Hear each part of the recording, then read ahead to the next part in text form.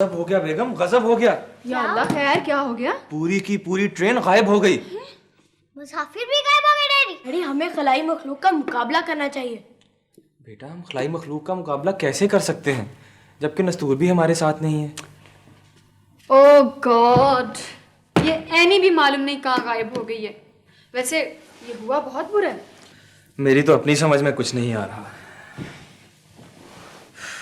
जाने क्या होगा, मैं तो बहुत परेशान हूँ। कहते हैं ट्रेन गायब हो गई है।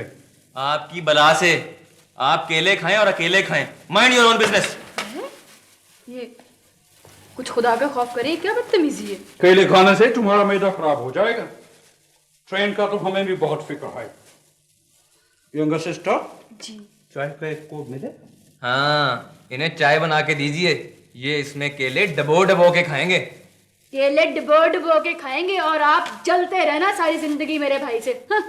आइए भाईजान, मैं आपको चाय पिलाऊं।